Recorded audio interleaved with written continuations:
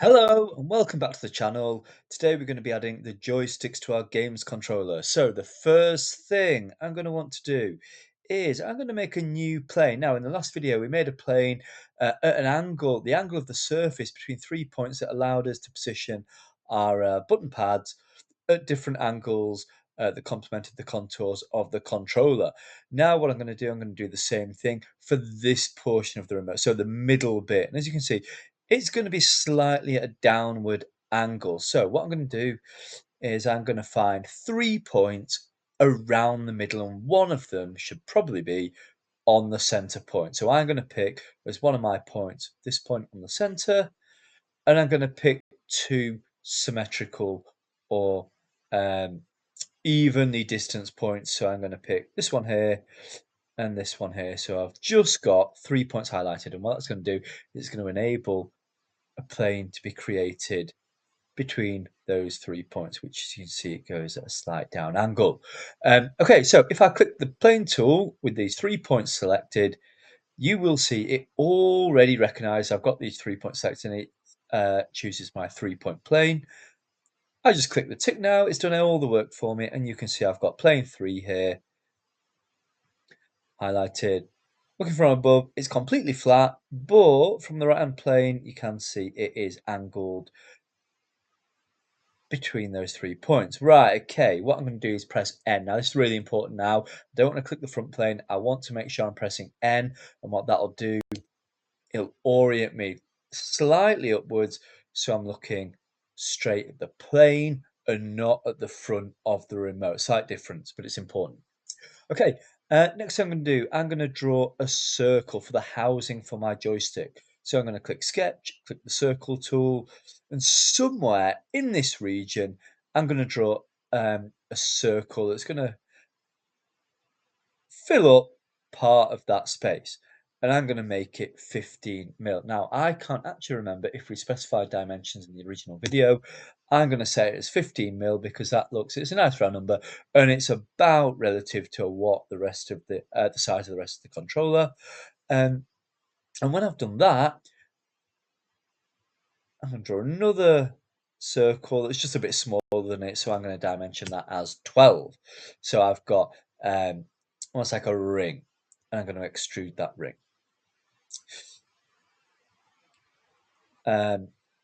Again, you're probably going to eyeball this, just pick up what looks best for you. This is only going to be the housing, this isn't going to be the actual joystick, so I'm going to draw it out by 3 mil. And hopefully, he says, I've got no overhangs. If I go around this, yeah, that looks good. The whole of this part, this feature, is embedded in my design, in my casing. Okay, what I'm going to do now is make sure I'm looking straight on at this. I'm going to want to make a chamfer from the top edge that angles down, and I want this chamfer to angle not 45 degrees as the default, but sort of uh, what might be considered a 20-degree line. So if I'm going to click my chamfer tool, I'm going to show you how we do that. And again, this might be down to your judgment. I'm going to click my chamfer tool, click on this outer rim of the surface that I've just done, and it's going to want to default to a 45-degree angle. And as you can see, if I click distance and angle, I can set both how steep I want the angle to be and how big the chamfer itself is. So if I set the distance to 1, you'll see it jumps up and it puts a slight angle, 0.5, it'll be even slighter. I don't want it 45 degrees, I probably want it about that depth, but I want it much steeper. And because of the surface that I've selected to put the chamfer on, I'm going to want to make it slighter or narrower. So if you see what 20 looks like, you'll see that's suddenly got much steeper. If I change the distance to 2 now, almost there, 2.5, I reckon will do it. 2.5 as the distance. Maybe I'll get away with 3 and 15 degrees. What I want as I want a decent amount of lip left at the top, but I don't want to see any of that angle. I want it all to go, all the chamfer to go into the surface of my remote. Okay, I reckon I'm quite happy with that. So I'm going to click the tick, and I'm going to add some fillets in a minute to make that nice a bit. In the meantime, what I'm going to do, I'm going to go back, I'm going to start on the joystick. So I'm going to go back to plane 3, and I'm going to start some sketches on that. Now, again, it's important you press N so you're oriented towards the plane, not at the front of your remote. Okay, what I'm going to do now is I need to draw a small circle in the middle here. So what I'm going to do whilst I'm sketching on this plane, I'm going to click sketch. I'm going to click my offset tool. And what that's going to enable me to do is it's going to enable me to select an existing circle. It's going to allow me to make what's considered concentric, which means it's got the same origin, it's just bigger or smaller, and that should be appearing on the bottom of, or on my plane. Now I want that to be a decent size, but not too big or too small. I reckon I'm going to set my distance to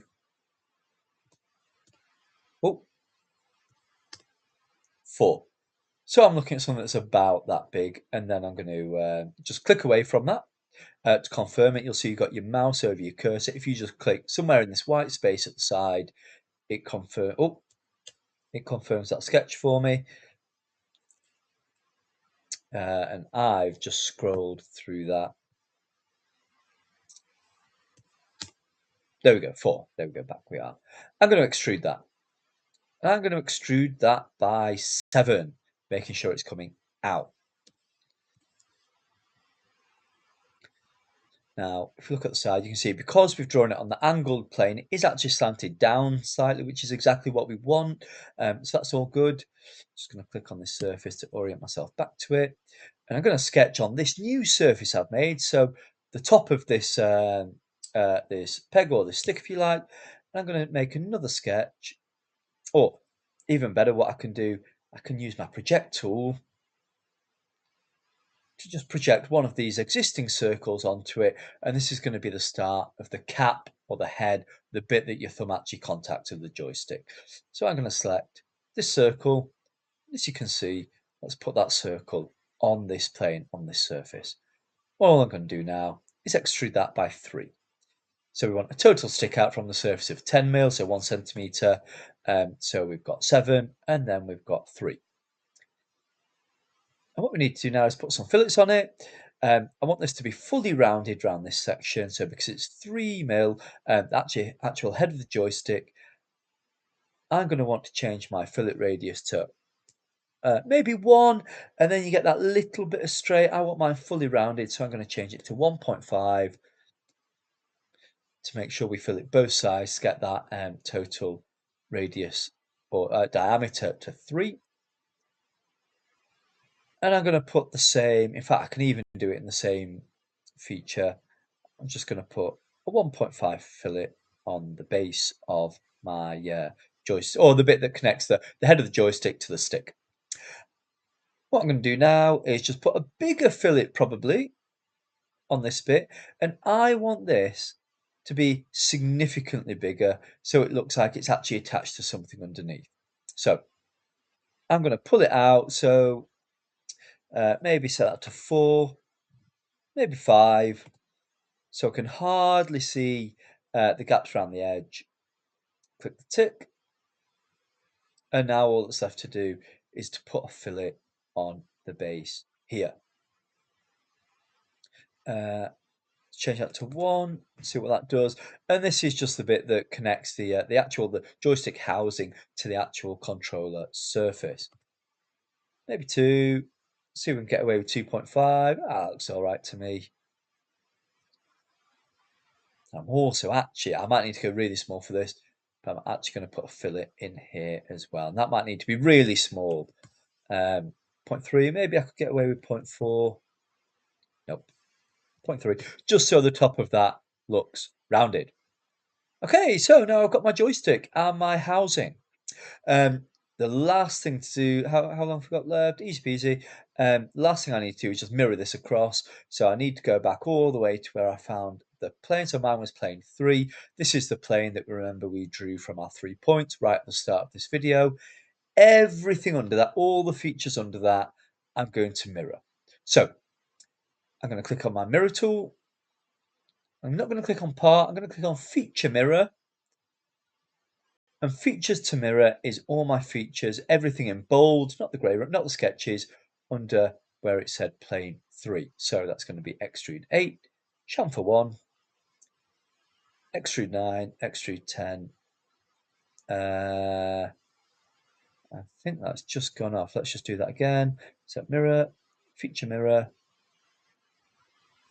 extrude 8, chamfer 1, extrude 9, and all these things in bold, not including the sketches. I'm going to select. I'm going to click my mirror plane. That's going to be the right plane. That's going to be the thing right in the middle. As soon as I click it and click reapply features, you will see that appears mirrored in the other side. So it's really getting to look like a games controller now. I hope you enjoyed that. If you've got any questions, please leave them in the comments. And if you like the video, drop a like. Next, and it might be a couple of days, because I'm going to have to figure out how to actually do them. We're going to be doing the left and right buttons on the top of the controller here. And after that, we're pretty much done.